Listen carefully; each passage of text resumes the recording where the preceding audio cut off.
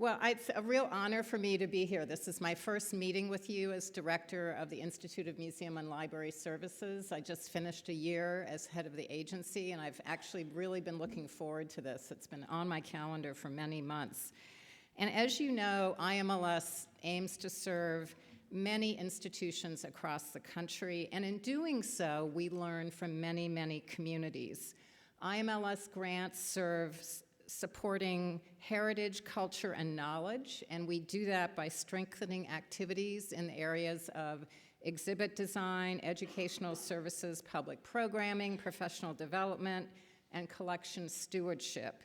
And I wanted to just give two examples because I think they show the diversity of what we fund.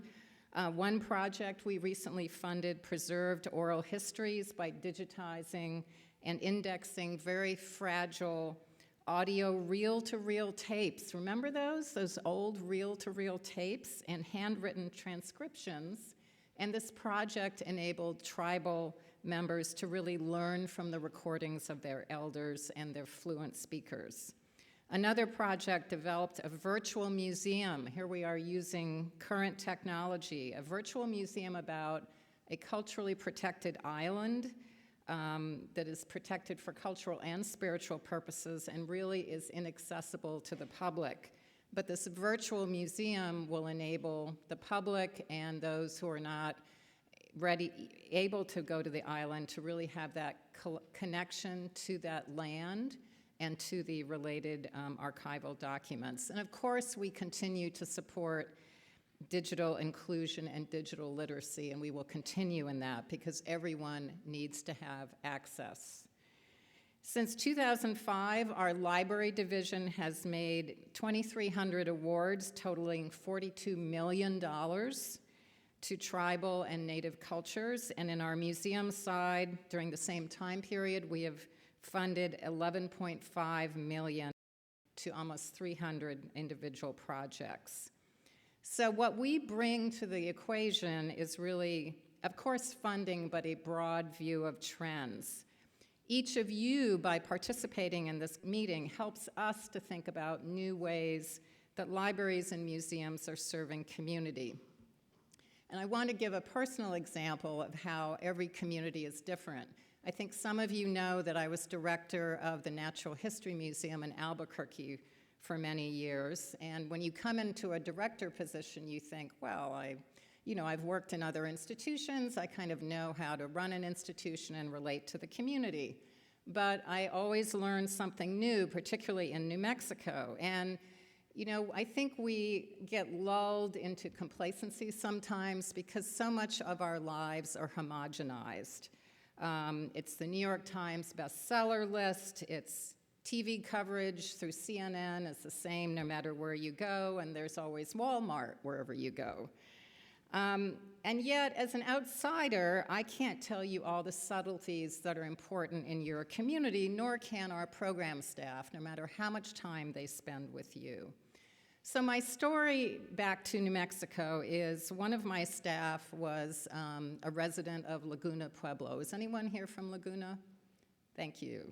So this individual staff person was very kind because we were embarking on some new projects with different pueblos. He would invite me to the feast days and community dances at his pueblo, and often I would get invited to his family's table afterwards to have a meal. And innocently, I would always, often ask, well, what did that dance mean? And why were those people dressed up like that? Because I'm a scientist, I like to dig for the facts. And I never really would get an answer, even though his response was polite. And really what I learned is that culture is part of you. And it's not something that is homogenized. There's not always the same answer to every situation. And in some cases, you just have to accept, even as a funder or a scientist or a researcher, that the people living in that culture know it best, no matter how much we as outsiders may study it. So I come back to say that my hope is from this meeting that we learn even more from you about meaning making around collections, museums and libraries. And you all, in your institutions and how you think about your collections and your archival material and your exhibits, are really serving as anchors for your communities, and we hope to support your institutions in doing that. And that doesn't mean importing what works in another community to your community. Certainly there are best practices, particularly in conservation or exhibit technology or digital literacy, but really you are creating the foundation in your communities to literacy and learning. So we at IMLS look forward to learning from you, to continuing to work towards commonalities in efficiencies and best practices, but also to embrace and celebrate the differences that are in each of your communities and that will be manifested in your museums, libraries, and archives. So thank you very much.